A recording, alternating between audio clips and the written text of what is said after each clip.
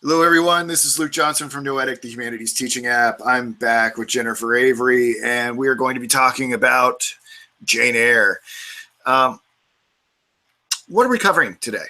Okay, well, Jane had just found out that she had inherited 20,000 pounds from her uncle in Madeira, who she never met, and she also just discovered that her friends who saved her from the Moors are also her cousins, and that those cousins expected to receive something from this same uncle when he passed away, but they didn't, and so she decided to split the 20,000 pounds among the four of them, giving them 5,000 pounds apiece, which was a lot of money back then.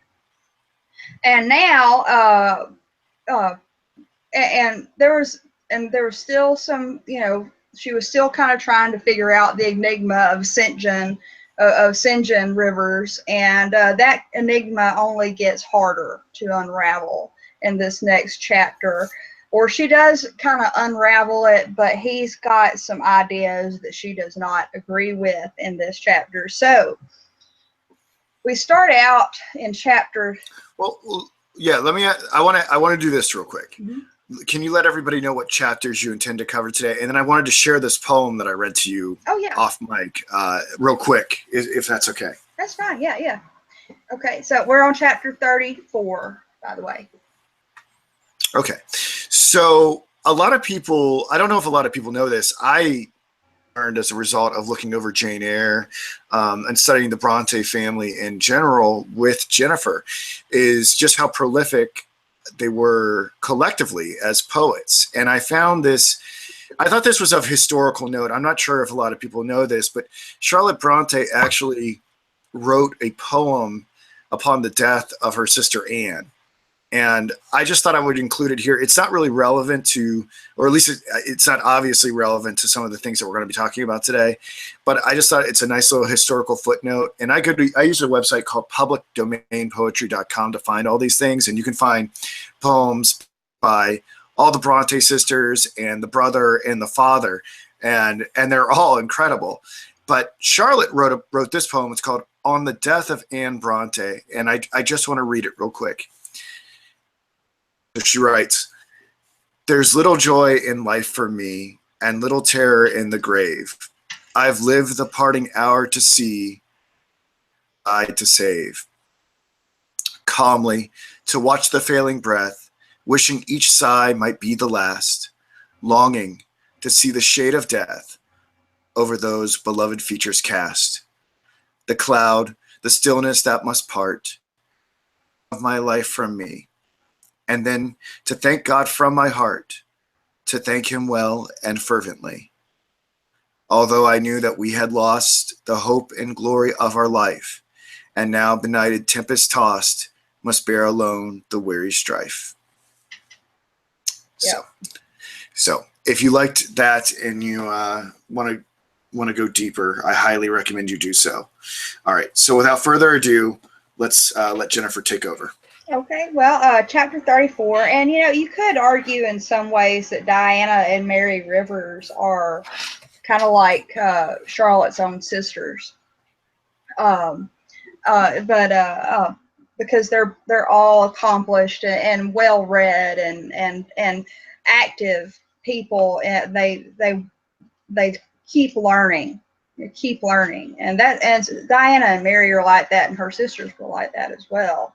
But in any case, St. John is another case altogether. And in chapter 34, we have it's near Christmas, and Jane has had her last day at the Morton School, and because she said that she would keep on teaching until he found a replacement, and now it's Christmas break, and she's pretty much done, and he's found a replacement. And right, almost from the get-go of this chapter, St. John comes in and basically says, well, have have your labors borne fruit? Basically, he's basically saying, have you gotten a reward from your season of exertion? And she says, she says, doubtless I have. And St. John kind of asks her, what are you going to do after this? And Jane tells him that, well, I'm going to get the house ready for Diana and Mary to get home, and I'm going to clean up and I'm going to make it beautiful for them. And St. John doesn't like this. He thinks that this is something idle. He feels like Jane should do more. He's as a matter of fact, he says, yeah, and you have only toiled a few months. Would not a life devoted to the task of regenerating your race be well spent? Yes, I said, but I could not go on forever so. I want to enjoy my own faculties as well as to cultivate those of other people. I must enjoy them now. Don't recall either my mind or body to the school. I am out of it and disposed for full holiday. So St. John is wanting her to keep working, but Jane just wants to enjoy herself right now, because think about it. She has been working her entire life. She's been in this dour place for her entire life almost, except for the brief time she was at Thornfield. And she wants to be happy now. And anybody can understand that. Anybody who works hard understands that, but St. John does not. And this is important because this is a basic difference between Jane and St. John. St. John doesn't feel like St. John feels like he has to suffer in order to be happy. He has to suffer in order to feel like he's done something well or right. Jane, on the other hand, she's willing to suffer. She's willing to work hard, but sometimes she wants to take it easy. But St. John sees no value in this. Now, this is going to become even more important just a little bit later on here. So he kind of gets on to her about wanting to make the house pleasant for Diana and Mary. He thinks it's idle. He says, he says, first she says she wants Hannah because Hannah stays with St. John most of the time, but now Jane asked him to bring Hannah to Moore House, and she was their servant, if you remember. And Jane tells St. John, tell her to be ready by tomorrow then, and here is the schoolroom key. I will give you the key of my cottage in the morning. He took it.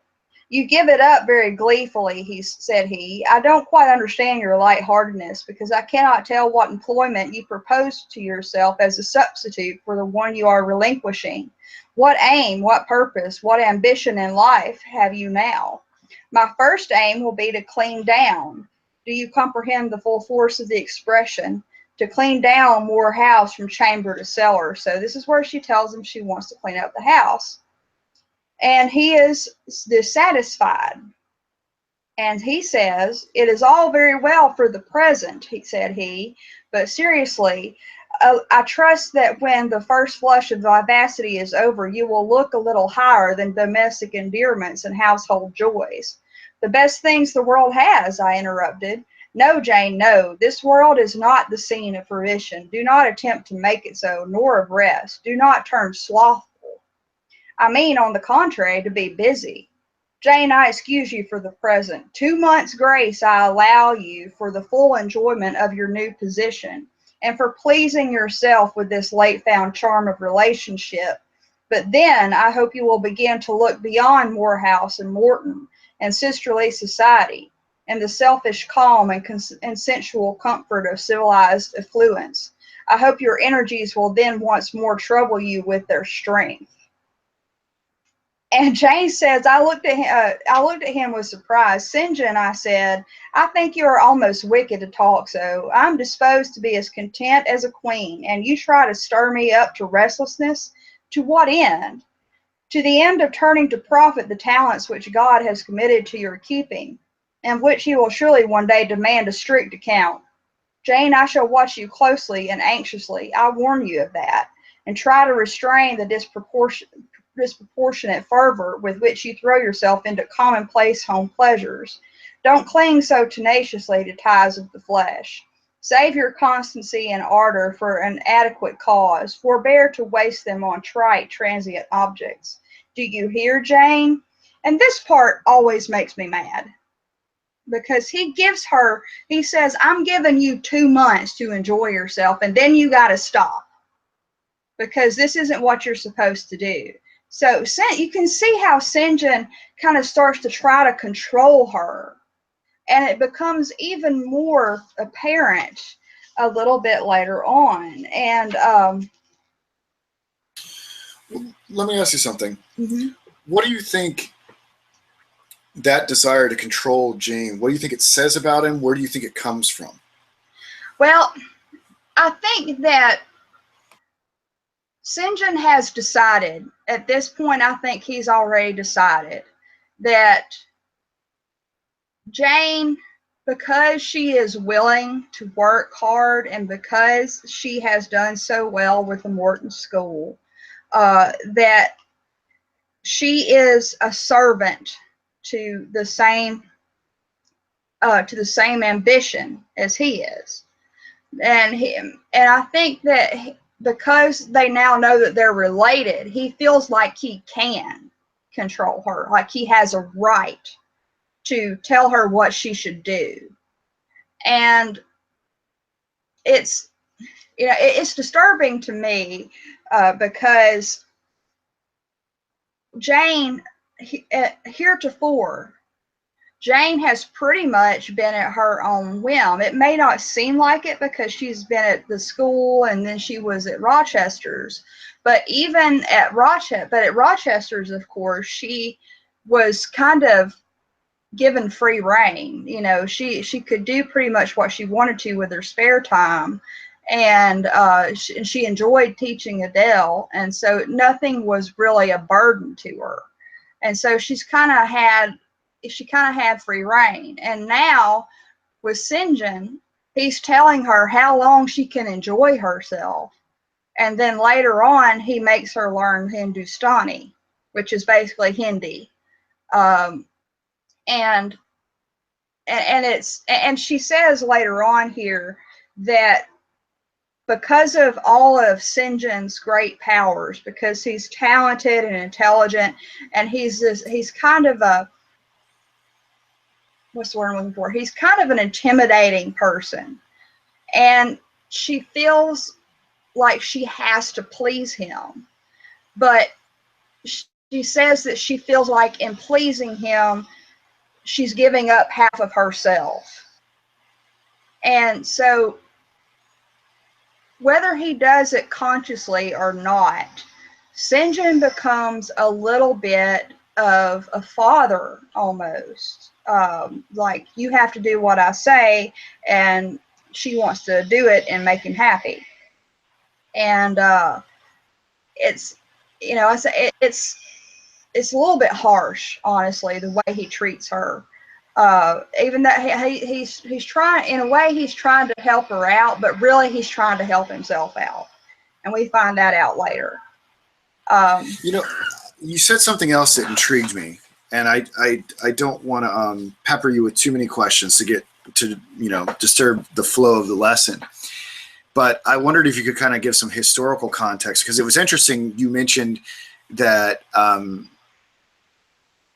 he's trying to get her to learn Hindustani, right? Mm-hmm. And I never heard that Hindustani, that this is how they used to conceive of Hindi. And,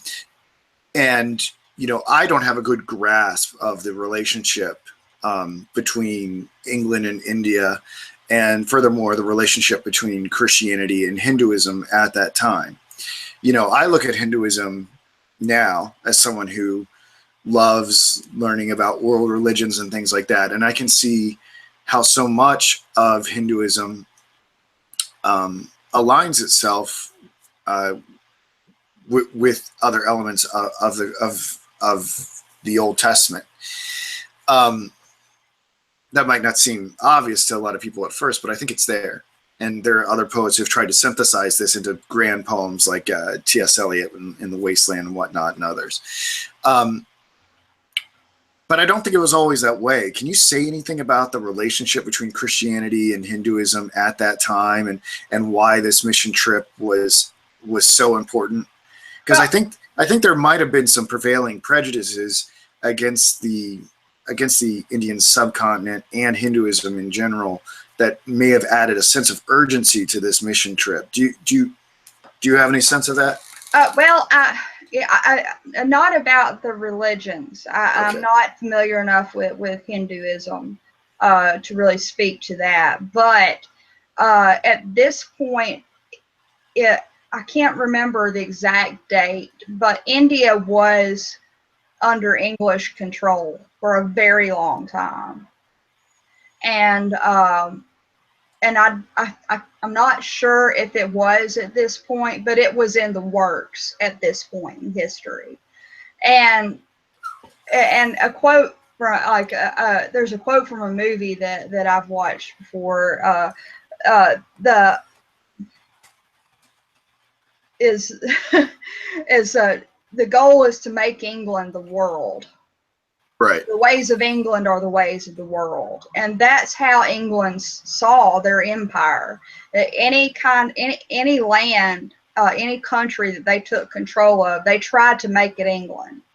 They did it here in the in America. They did it in India. They did it in Jamaica and the West and the East Indies. And we're still the Virgin Islands. Part of it is British. And that's what they tried to do is they felt like their way was the way of all civilization, and they tried to maybe not completely overtake culture, but to mesh it with English culture and to make these places civilized. And these mission trips were part of how they did that. Teach them our religion, and the rest will follow. They did that with, and even here in the United States, in America, missionaries try to do that with the Native Americans. And it's just, and every single time it's worked out badly that anybody has tried to do that. But they may have tried to mesh Christian ideas in with Hindu ideas to make the transition easier. Like, for instance, how the early church tried to integrate pagan holidays in with religious holidays, like Easter and the Fertility Festival, or I'm probably pronouncing it wrong because Celtic is very difficult for me to pronounce. Beltane and Beltane, which is May Day, and I can't remember how to pronounce, but anyway, what used to be, what's Halloween now, they tried to integrate these pagan and ideas and other religious ideas with the Christian to make them correlate. Like, for instance, some say that Christmas correlates with a pagan holiday, and that's why Christmas is on December 25th. But in any case, they did that, and they try. And as far as I understand, I imagine England probably would have tried something similar with these lands that they held, these countries that they held as part of their empire. So that's probably, now I say that's why they send these missionaries over there, to get to make the world England, essentially. So. Yeah. Something I was going to mention was that India, in fact, gained its independence on August 15th, 1947. Yeah. And the other thing I was going to mention, when I was trying to draw the analogy between Indian religion and sort of like the Old Testament or whatever, I think I was primarily speaking in terms of the more poetic aspects of the Old Testament. Just for clarification on some of that stuff that I said earlier. All right, so go ahead, proceed. Okay, but in any case, so St. John, even after Diana and Mary arrive, St. John continues to kind of show his disapproval in them having fun, basically, Um, and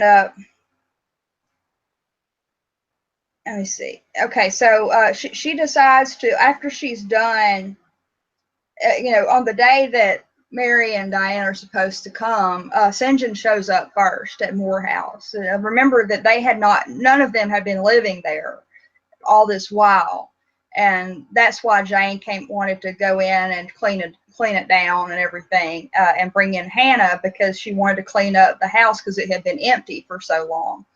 And so St. John shows up first before Diana and Mary do. And so Jane decides to kind of show him around, say, this is what I did. And I got some new furniture, and here, what do you think of this, and all that. And he says, I inquired whether this was, okay, the silence damped me. I thought perhaps the alterations had disturbed some old associations he valued. I inquired whether this was the case, no doubt in a somewhat crestfallen tone. Not at all, he had, on the contrary, remarked that I had scrupulously respected every association. He feared, indeed, I must have bestowed more thought on the matter than it was worth. How many minutes, for instance, had I devoted to studying the arrangement of this very room? By the by, could I tell him where such a book was? I showed him the volume on the shelf. He took it down, and withdrawing to his accustomed window recess, he began to read it. So she's worked so hard, and she wants to make everybody happy, and all he can say is, how much time did you spend on this room? This is silly, basically, is what he's doing. He's a total Debbie Downer here. And she says, now I did not like this, reader. St. John was a good man, but I began to feel he had spoken truth of himself when he said he was hard and cold. The humanities and amenities of life had no attraction for him. Its peaceful enjoyments no charm. Literally, he lived only to aspire, after what was good and great, certainly, but still he would never rest, nor approve of others resting round him. As I looked at his lofty forehead, still and pale as a white stone, at his fine lineaments fixed in study, I comprehended all at once that he would hardly make a good husband, that it would be a trying thing to be his wife. I understood, as by inspiration, the nature of his love for Miss Oliver. I agreed with him that it was but a love of the senses. I comprehended how he should despise himself for the feverish influence it exercised over him, how he should wish to stifle and destroy it, how he should mistrust its ever conducing permanently to his happiness or hers. I saw he was of the material from which nature hews her heroes, Christian and pagan, her lawgivers, her statesmen, her conquerors, a steadfast bulwark for great interest to rest upon, but at the fireside too often a cold, cumbrous column, gloomy and out of place. And so Jane says she finally figures out that no matter what I do here, he's not going to approve. He's not going to care, because none of this matters to him. All that matters to him is doing great things. And at least he's doing it in God's service, but man, he would make a crappy husband, because he would never want to make a woman happy, because he would view it as being piddly, he would view it as being wasting time, basically. And she and she kind of finally gets this, but it's kind of an irony when later on he actually asked her to marry him. But as she says, this parlor is not his sphere, I reflected. The Himalayan ridge or Caffrey bush, even the plague-cursed Guinea Coast swamp would suit him better. Well may he eschew the calm of domestic life. It is not his element. There his faculties stagnate. They cannot develop or appear to advantage. It is in scenes of strife and danger, where courage is proved and energy exercised and fortitude taxed, that he will speak and move, the leader and superior. A merry child would have the advantage of him on this hearth. He is right to choose a missionary's career. I see it now. And so she gets it now. I understand now why he wants to be a missionary, because none of this is ever going to make him happy. But in any case, Mary and Diana finally come, and even while his sisters are there and they haven't seen each other for over a year, and Jane has gone through all this trouble, somebody comes in and says, well, somebody needs Mr. Rivers, and he is happy to go and do it. And she said, and he comes back, she says, starved and tired enough, he doesn't come back until after midnight, when he had left maybe at like 8 or 9. And she says, starved and tired enough he was, but he looked happier than when he set out. He had performed an act of duty, made an exertion, felt his own strength to do and deny, and was on better terms with himself. I am afraid, and here's this again. I am afraid the whole of the ensuing week tried his patience. It was Christmas week. We took to no settled employment, but spent it in a sort of merry domestic dissipation. The air of the moors, the freedom of home, the dawn of prosperity acted on Diana's and Mary's spirits like some life-giving elixir. They were gay from morning till noon, and from noon till night. They could always talk, and their discourse, witty, pithy, original, had such charms for me that I preferred listening to and sharing in it to doing anything else. St. John did not rebuke our vivacity, but he escaped from it. He was seldom in the house. His parish was large, the population scattered, and he found daily business in visiting the sick and poor in its different districts. So St. John just excludes himself. I can't stand all this happiness. I got to go do something. So after a while, we learned that that Rosamond Oliver, who St. John had been totally in love with, had gotten married, and Jane decides she wants to ask him, she wants to ask him what he thinks about it. And after a little bit, he says, "You see, Jane, the battle is fought and the victory won." Startled at being thus addressed, I did not immediately reply. After a moment's hesitation, I answered, "But are you sure you are not in the position of those conquerors whose triumphs have cost them too dear? Would not such another ruin you?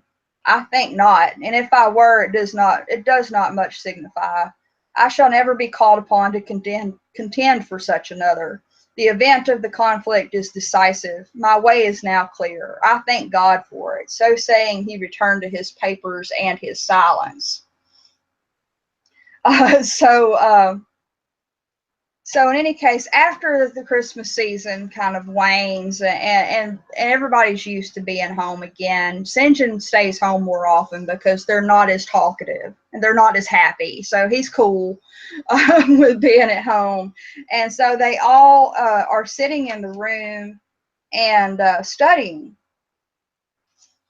And one of the sisters is trying to, and during this time, Jane starts to she goes and visits the Morton School every so often. Even though she's not the mistress anymore, she still goes and teaches some of the lessons and to check to make sure everything's going okay. Let me see here. Oh, what is it? Okay. I wonder too at the punctual satisfaction he never failed to exhibit on an occasion that seemed to me of small moment, namely my weekly visit to Morton School. And still more was I puzzled when, if the day was unfavorable, if there was snow or rain or high wind, and his sisters urged me not to go, he would invariably make light of their solicitude and encourage me to accomplish the task without regard to the elements. So he wants her to go out in bad weather, he basically wants her to do her work and to have some employment despite bad weather, despite sisters trying to get her to stay home, and he sees all of this as a good sign. I think, as a sign that she's going to be, that she is an active, useful person. And after that, that's when he decides to get her to learn Hindustani. And it's just, let's see. Okay, she said, in such earnest, I want you to give up German and learn Hindustani. You are not in earnest. In such earnest that I must have it so, and will tell you why. He then went on to explain that Hindustani was the language he was himself at present studying, that as he advanced, he was apt to forget the commencement, that it would assist him greatly to have a pupil with whom he might again and again go over the elements, and so fix them thoroughly in his mind, that his choice had hovered for some time between me and his sisters, but that he had fixed it on me, because he saw I could sit at a task the longest of the three. Would I do him this favor, I should not perhaps have to make the sacrifice long, as it wanted now barely 3 months to his departure. St. John was not a man to be lightly refused. You felt that every impression made on him, either for pain or pleasure, was deep-graved and permanent. I consented. When Diana and Mary returned, the former found her scholar transferred from her to her brother.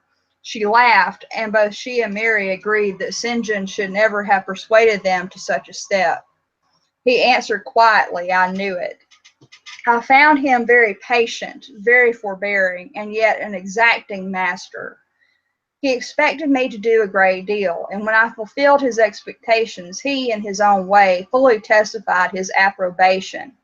By degrees, he acquired a certain influence over me that took away my liberty of mind. His praise and notice were more restraining than his indifference.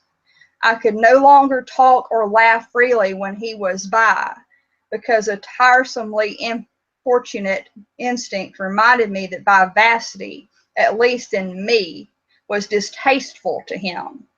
I was so fully aware that only serious moods and occupations were acceptable, that in his presence every effort to sustain or follow any other became vain. I fell under a freezing spell. When he said go, I went. Come, I came. Do this, I did it. But I did not love my servitude. I wished many a time he had continued to neglect me.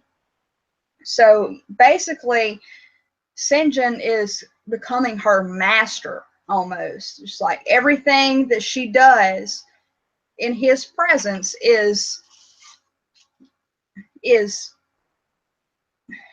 for his benefit.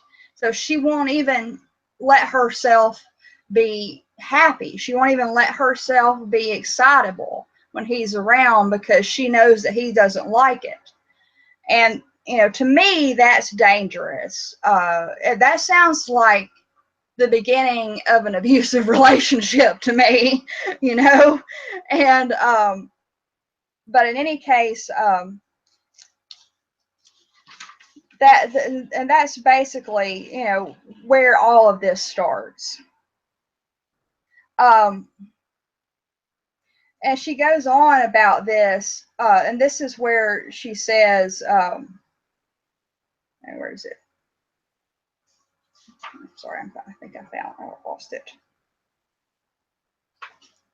Okay, as for me, I daily wished more to please him, but to do so, I felt daily more and more that I must disown half my nature, stifle half my faculties, wrest my tastes from their original bent, force myself to the adoption of pursuits for which I had no natural vocation. He wanted to train me to an elevation I could never reach. It racked me hourly to aspire to the standard he uplifted. The thing was as impossible as to mold my irregular features to his correct and classic pattern, to give to my changeable green eyes the sea blue tint and solemn luster of her own. So he's basically it's almost like he's projecting on her. And she feels it, and she doesn't like it, but because she wants his approval, she keeps doing it. And again, that sounds to me like an abusive relationship. Um, but in any case, and she takes this moment to kind of step aside from St. John and talk about Mr. Rochester. And she says, "Perhaps you think I had forgotten Mr. Rochester, reader, amid these changes of place and fortune. Not for a moment. His ideal was still with me, because it was not a vapor sunshine could disperse, nor a sand trace effigy storms could wash away. It was a name graven on a tablet, fated to last as long as the marble it inscribed. The craving to know what had become of him followed me everywhere. When I was at Morton, I re-entered my cottage every evening to think of that, and now at Moor House I sought my bedroom each night to brood over it. In the course of my necessary correspondence with Mr. Briggs about the will, I had inquired if he knew anything of Mr. Rochester's present residence and state of health, but as St. John had conjectured, he was quite ignorant of all concerning him. I then wrote to Mrs. Fairfax, entreating information on the subject. I had calculated with certainty on this step answering my end. I felt sure it would elicit an early answer. I was astonished when a fortnight passed without reply, but when 2 months wore away, day after day the post arrived and brought nothing for me, I fell a prey to the keenest anxiety. So she hasn't heard anything of Rochester, and it's really starting to get to her. She's even written Mrs. Fairfax, and she thought that Mrs. Fairfax would get back to her, but she never did. And so that makes her worry. And in the midst of all this worrying, she's got to go back and try to learn Hindustani. She says, "One day I had come to my studies in lower spirits than usual. The ebb was occasioned by a poignantly felt disappointment. Hannah had told me in the morning there was a letter for me, and when I went down to take it, almost certain that the long-looked-for tidings were vouchsafed me at last, I found only an unimportant note from Mr. Briggs on business. The bitter check had wrung from me some tears, and now as I sat poring over the crabbed characters and flourishing tropes of an Indian scribe, my eyes filled again. St. John called me to his side to read. In attempting to do this, my voice failed me. Words were lost in sobs. He and I were the only occupants of the parlor. Diana was practicing her music in the drawing room. Mary was gardening. It was a very fine May day, clear, sunny, and breezy. My companion expressed no surprise at this emotion, nor did he question me as to its cause. He only said, "We will wait a few minutes, Jane, till you are more composed." And while I smothered the paroxysm with all haste, he sat calm and patient, leaning on his desk and looking like a physician, watching with the eye of science an expected and fully understood crisis in a patient's malady. Having stifled my sobs, wiped my eyes, and muttered something about not being very well that morning, I resumed my task and succeeded in completing it. St. John put away my books and his, locked his desk, and said, "Now, Jane, you shall take a walk in with me." And so, in my opinion, this is right where he decides that he's going to jump in and ask her to come with him. And so they go for a walk. And St. John, and he's all quiet and doesn't say anything, all marble and statuesque the way he is. Let me see. And basically he talks about going. He says he's leaving in 6 weeks. And Jane, not even thinking, she says, "Okay, well, God will protect you for you've undertaken his work." He says, "I'm not going out under human guidance, subject to the defective laws and erring control of my feeble fellow worms. My king, my lawgiver, my captain is the all-perfect. It seems strange to me that all round me do not burn to enlist under the same banner, to join in the same enterprise. All have not your powers, and it would be folly for the feeble to wish to march with the strong. I do not speak to the feeble or think of them. I address only such as are worthy of the work and competent to accomplish it. Those are few in number and difficult to discover. You say truly, but when found, it is right to stir them up, to urge and exhort them to the effort, to show them what their gifts are and why they were given, to speak heaven's message in their ear, to offer them direct from God a place in the ranks of his chosen. If they are really qualified for the task, will not their own hearts be the first to inform them of it? Good logic, if you ask me. I felt as if an awful charm was framing round and gathering over me. I trembled to hear some fatal word spoken which would at once declare and rivet the spell, because she knows what's coming. And what does your heart say? Demanded St. John. My heart is mute. My heart is mute, I answered, struck and thrilled. Then I must speak for it. Again, abusive in my opinion. Continued the calm, relentless voice. Jane, come with me to India. Come as my helpmeet and fellow laborer. He can't even call her wife. He says helpmeet and fellow laborer. How romantic. Especially for Jane, who has been with Rochester, and this guy is just, it's really, you know. But and bless her heart, she says, as Glen and sky spun round, the hills heaved. It was as if I had heard a summons from heaven, as if a visionary messenger, like him of Macedonia, had announced, come over and help us. But I was no apostle. I could not behold the herald. I could not receive his call. Oh, St. John, I then cried, have some mercy. I appealed to no one, who in the discharge of what he believed his duty knew neither mercy nor remorse. I wanted to ask you a question real quick. So to our ears, that expression help meet sounds so alien and so foreign and so misogynistic. Yeah. But can you give us a little bit of an idea of what the psychology, the marital psychology was like back then? Because I don't get the sense that Jane recoils.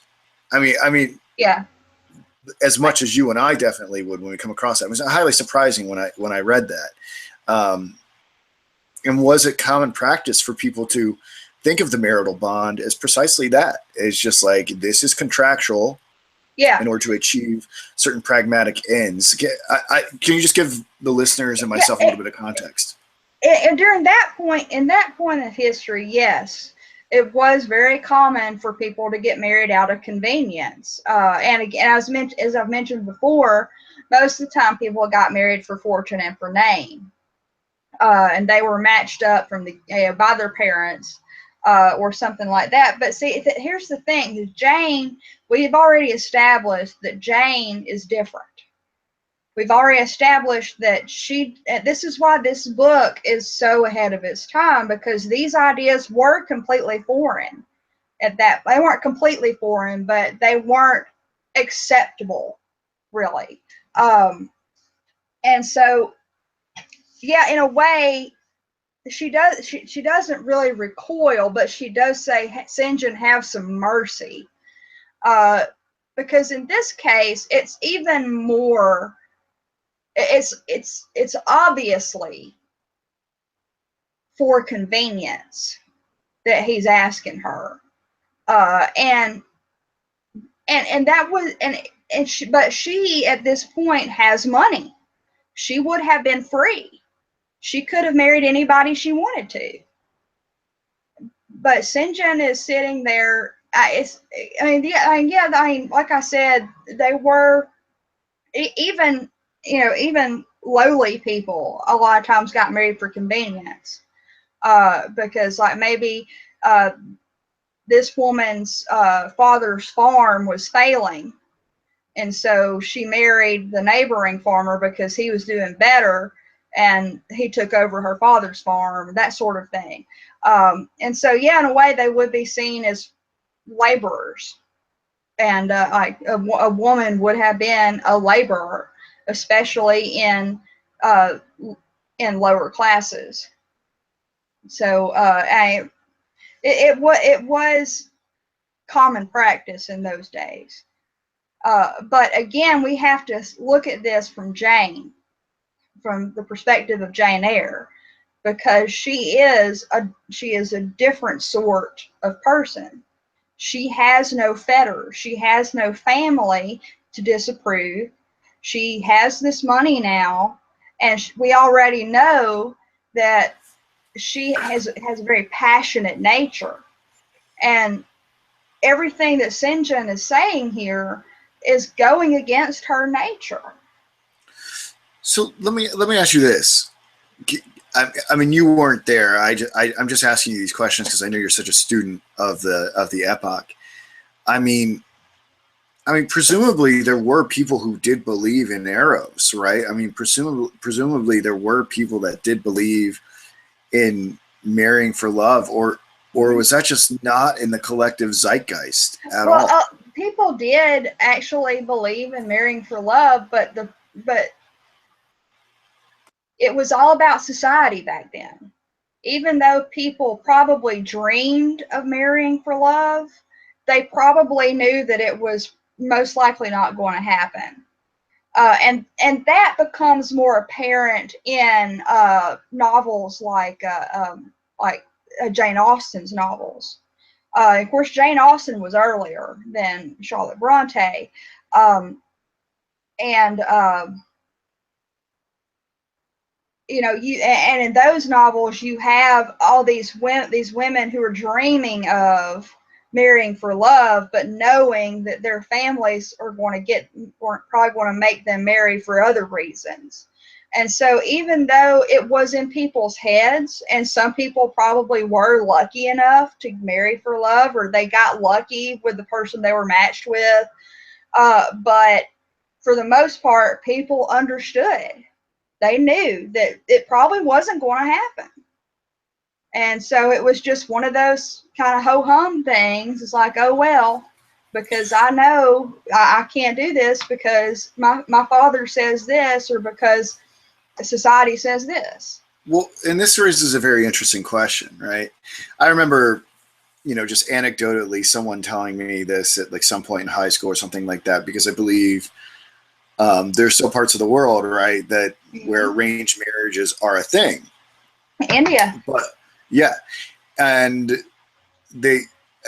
look, I don't know how much I believe in social science surveys or whatnot, because I think they're highly subjective and skewed and based on like pseudoscience. But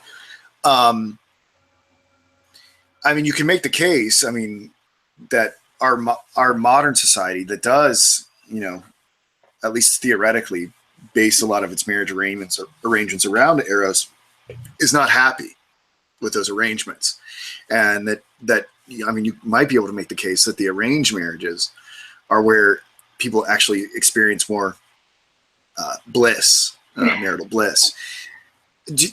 Do we have any sort of records to like that, so we can make our own sort of happiness survey of individuals who were marrying for status and prestige within this period of literature or period of history? There was really kind of no such thing as social sciences at that point, or it was in its infancy.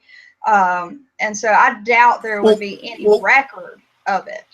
Well, let's pretend you are a social scientist. What do you see? Well, and some people will make the argument even today that an arranged marriage might make somebody happier, because then you can I think it's in a sitcom or in a movie or something. I saw somebody said, well, then you can spend the rest of your life blaming your parents instead of yourself. And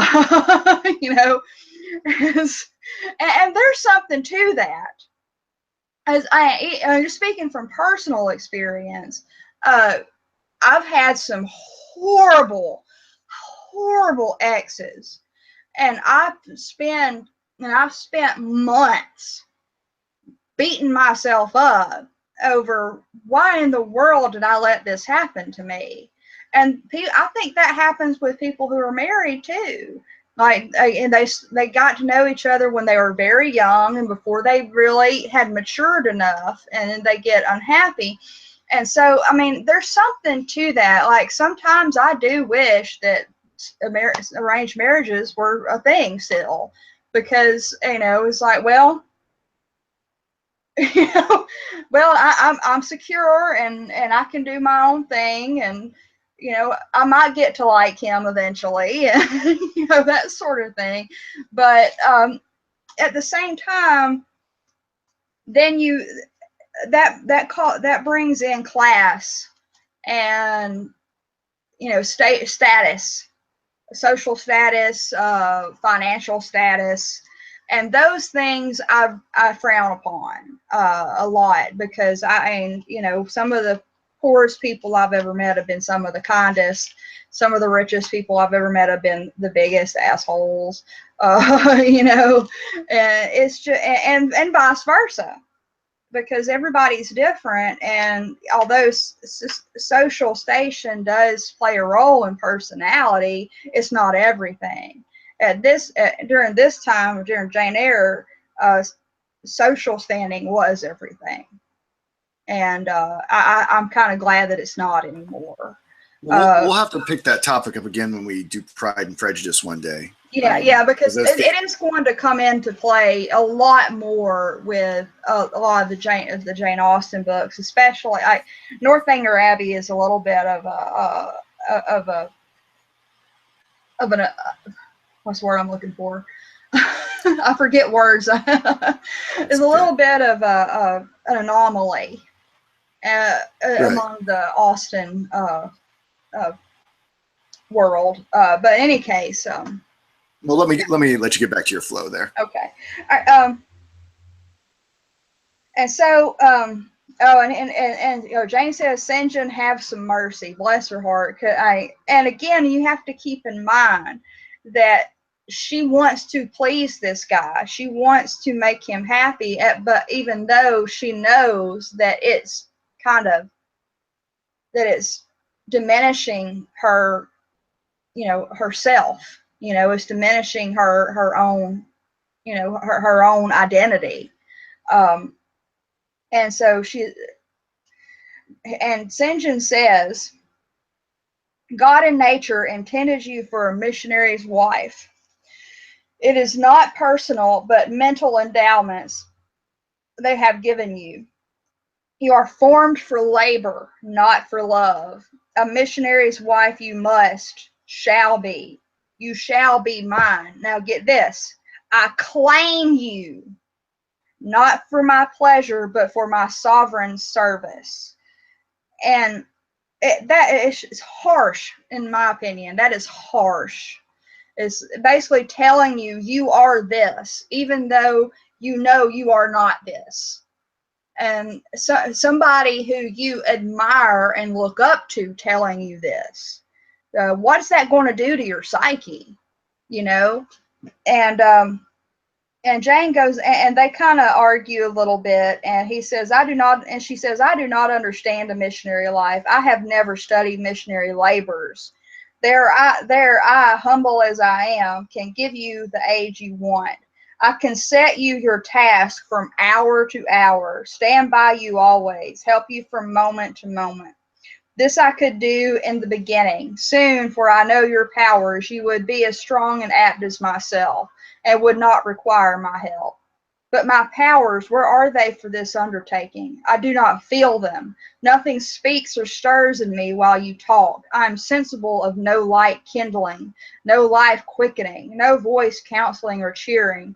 Oh, I wish I could make you see how much my mind is at this moment like a rayless dungeon, with one shrinking fear fettered in its depths, the fear of being persuaded by you to attempt what I cannot accomplish. And she's telling him straight out. It's like, I'm afraid you're going to talk me into this, even though I know that I'm not going to be able to do it. And so he keeps, and for a long time, he's really trying to convince her. He's almost trying to guilt her into it. And he starts listing the reasons why he's decided that he wants her to do this. And one of the things that he says is, in the tractability with which, at my wish, You forsook a study in which you were interested and adopted another because it interested me. And the untiring assiduity with which you have since persevered in it, in the unflagging energy and unshaken temper with which you have met its difficulties. I acknowledge the compliment of qualities I seek. Jane, you are docile, diligent, disinterested, faithful, constant, and courageous, very gentle and very heroic. Cease to mistrust yourself. I can trust you unreservedly. As a conductress of Indian schools and a helper among Indian women, your assistance will be to me invaluable. So basically he's saying, because you did something I wanted you to do, I think that you would be good for this. Now again, that for a modern woman, you just want to find this guy and slap him.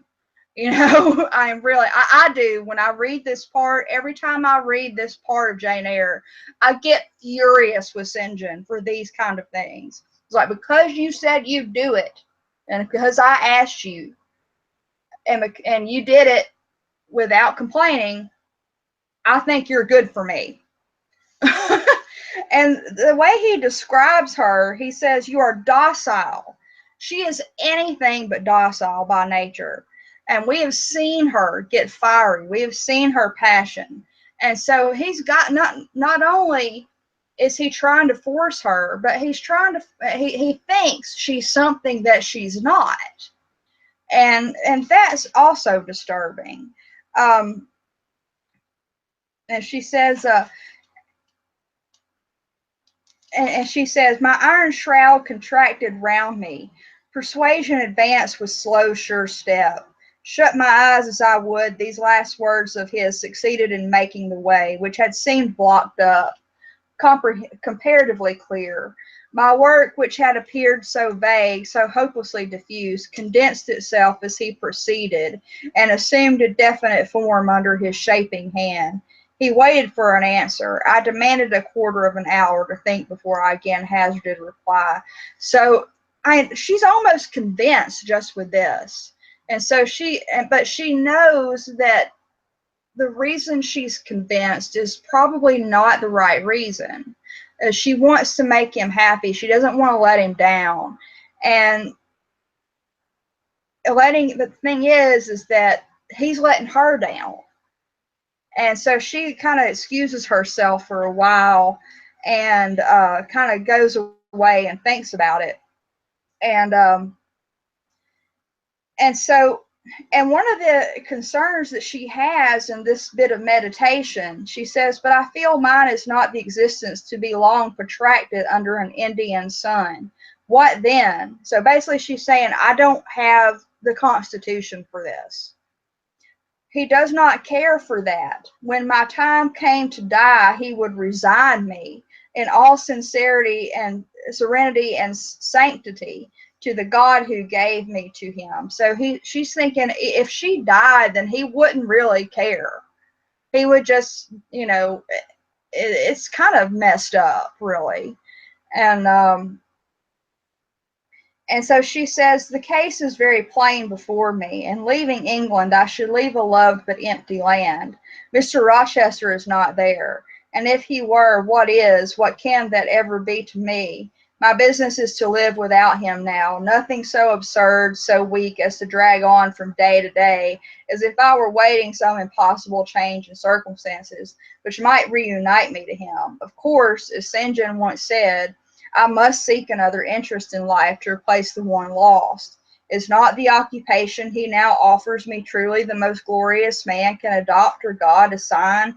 And so she's even thinking that, well, I've got nothing else to really think about anymore because Mr. Rochester's not here, and it would be pretty miserable to wait around because, and wait for nothing, basically. So, well, this would actually be pretty good work. Even though it's probably going to kill me, it would be pretty glorious. And so she's almost convinced at this point. And she says, consent then to his demand as possible, but for one item, one dreadful item. It is that he asked me to be his wife, and has no more of a husband's heart for me than that frowning giant of a rock down which the stream is foaming in yonder gorge. He prizes me as a soldier would a good weapon, and that is all. Unmarried to him, this would never grieve me.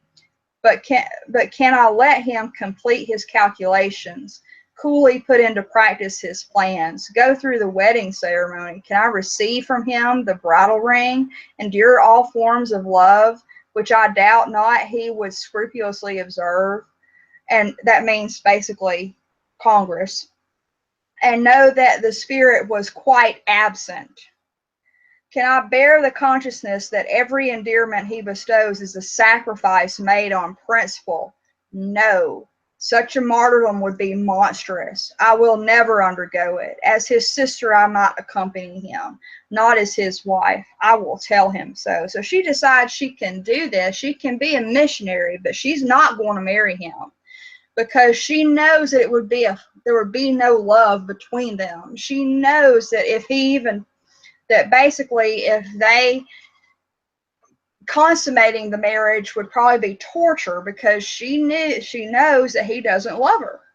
And so to Jane, who we now know is very much true to her nature, who understands her nature more than most people did at this time, she could never play at something like this. She could never pretend in this sort of relationship. And so she tells him that I'll go to India, but I'm not going to marry you.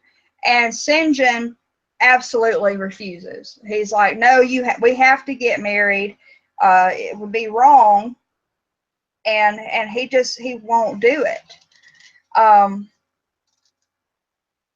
And he says, simplify your complicated interests, feelings, thoughts, wishes, aims. Merge all considerations in one purpose, that of fulfilling with effect, with power, the mission of your great master.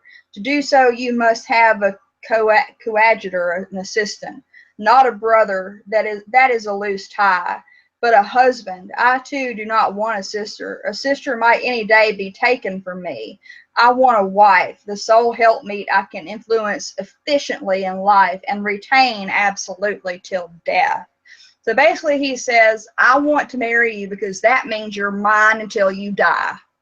And I can get you to do whatever I want you to do. And that, again, is messed up. Um,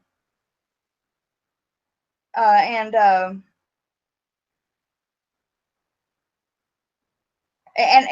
he continues to try to guilt her into doing this. This goes on for pages and pages of him trying to convince her.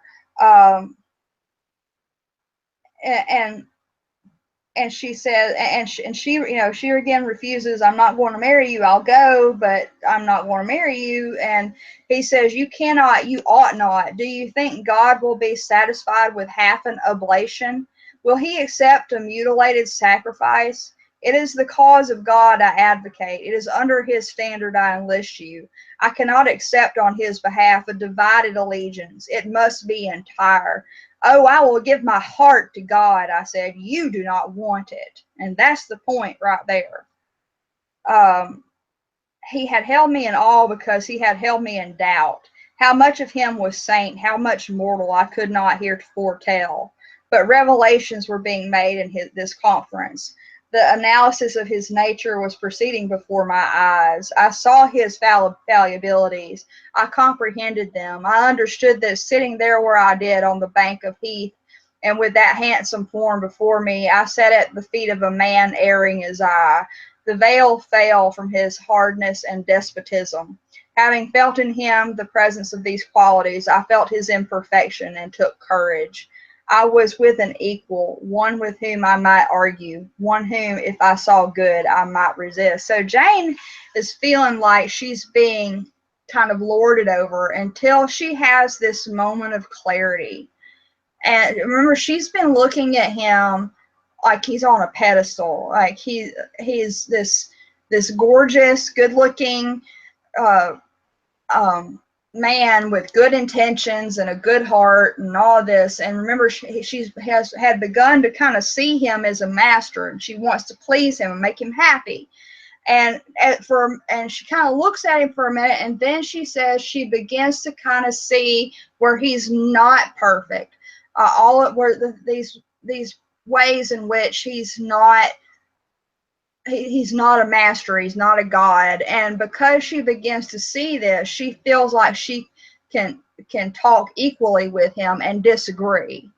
And so she continues to argue with him about, I might do this, but I'm not going to marry you.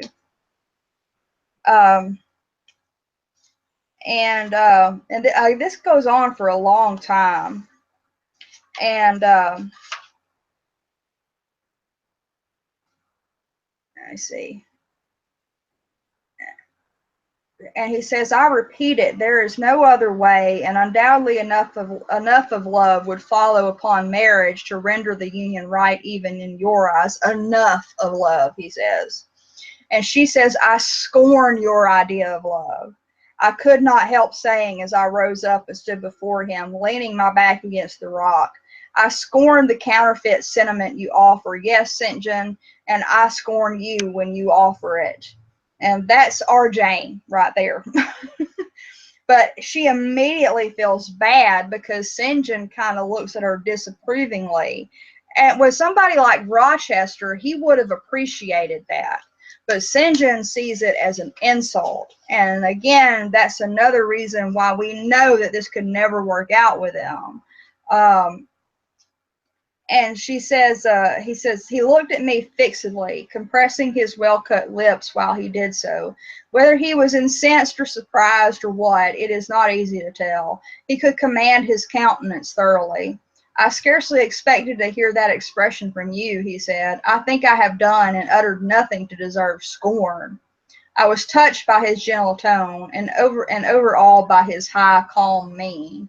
Forgive me the words, St. John, but it is your own fault that I have been roused to speak so unguardedly. You have introduced a topic on which our natures are at variance, a topic we should never discuss. The very name of love is an apple of discord between us. If the reality were required, what should we do?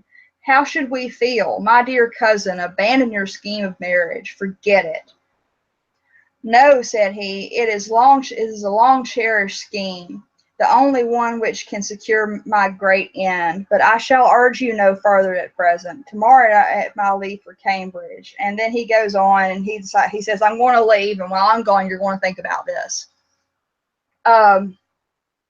And he just, actually before this point, there's something else I wanted to point out.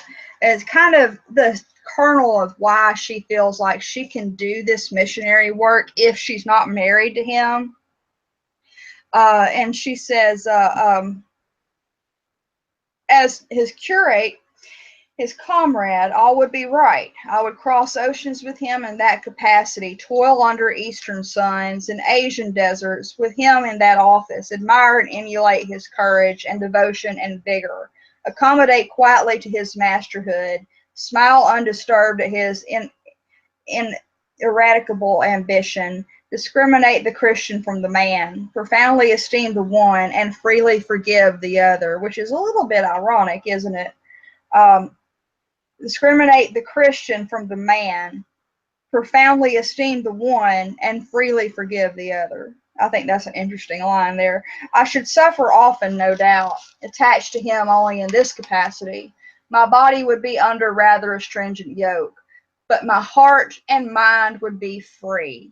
Now, this is the essence of Jane right here. As long as her heart and mind are free, she knows she'll be okay.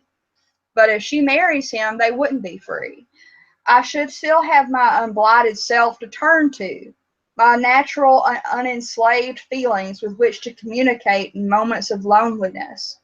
There would be recesses in my mind which would be only mine, to which he never came, and sentiments growing there fresh and sheltered, which his austerity could never blight, nor his measured warrior march trample down. But as his wife, at his side always, and always restrained, and always checked, forced to keep the fire of my nature continually low, to compel it to burn inwardly and never utter a cry, though the imprisoned flame consumed vital after vital. This would be unendurable. And so if she, and again, and this is again the essence of her, is she, and I really identify with this too, because remember earlier that she said that she says that she kind of feels, again, like I said before, she kind of feels like he's her master.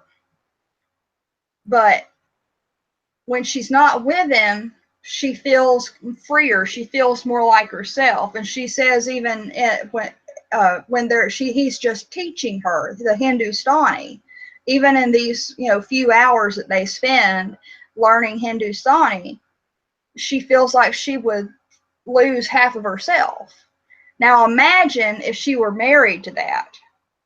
Okay, somebody like Jane, who has experienced the kind of relationship that she wants to have with a man. And now here's this guy who she feels she can't be herself with. And if she married him, then it's like she says, the fire would burn inward and consume vital after vital until there was nothing left of her. And that's why she is so adamant about not marrying him. And so at the end, we get a little bit of a taste of what's to come from St. John, because she's refused him. She's refused to marry him, and he sees this as being half a sacrifice. I see you, and she comes in and she talks to Diana. She says, I see you and St. John have been quarreling, Jane, said Diana, during your walk on the moor. But go after him. He is now lingering in the passage, expecting you. He will make it up. I have not much pride under such circumstances. I would always rather be happy than dignified, and I ran after him. He stood at the foot of the stairs. Good night, St. John, said I. Good night, Jane, he replied calmly. Then shake hands, I added. What a cold, loose touch he impressed on my fingers. He was deeply displeased by what had occurred that day. Cordiality would not warm, nor tears move him. No happy reconciliation was to be had with him. No cheering smile or generous word, but still the Christian was patient and placid. And when I asked him if he forgave me, he answered that he was not in the habit of cherishing the remembrance of vexation, that he had nothing to forgive, not having been offended. And with that answer, he left me. I would much rather he had knocked me down. And that's how the chapter ends. And this is a taste of how he's going to react to her later. And the thing is, and Jane likes for people to be happy with her. Jane likes to please. Jane, as people that she cares about, it's going to bother her if they're angry with her. And even though St. John isn't really changing towards her, she can feel it. And he's so calm about it that it infuriates her. She says she would much rather he had knocked her down, because she would rather get it resolved and taken care of than have to deal with knowing that he's unhappy with her. And I think a lot of people feel that way. I'm one of those people. Let's get it over with. And it is torture when you know somebody's unhappy with you, but they're not going to say anything about it, and they're not going to do anything about it. You just feel this coldness, and that's what's kind of pretty much what happens throughout the entire next chapter. Is St. John is just giving her the cold shoulder, giving her the silent treatment. And so that's how that chapter ends. And the next one, all of this comes to a head after all of St. John's being the punk he is. But yeah, this again, this is my opinion of St. John, and I can, in a way, like I've said before, he's a very complex character, and if I had lived at the same time as Charlotte Bronte, I might feel differently about him. But as a modern woman who believes very strongly in equality and who has experienced abusive relationships, I can't stand St. John. And he drives me insane. He makes me mad with every word he says in this book. And that's look, just all I really, yeah. I really enjoy your personal reaction to it. I mean, look, I think it's very important for people to understand how we struggle with books, not only intellectually but emotionally. Exactly. And how when you read them, it's a very involved process. And so no, I appreciate looking into that and sharing that. Should we bring this session to a close? Sure.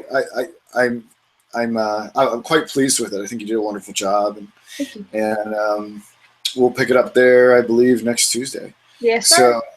So I want to thank Jennifer so much for leading us today, and I want to thank everyone for listening and for downloading the app. But we've got a lot of exciting changes and new upgrades coming, so I'll have more information about that soon. And yeah, just stay tuned. Subscribe if you're on YouTube, listening and watching this, or on SoundCloud. And yeah, we'll have more content for you. I mean, really, we make content at Noetic every day. So again, thank you, Jennifer, and I'll be in touch with you soon. All right, take care.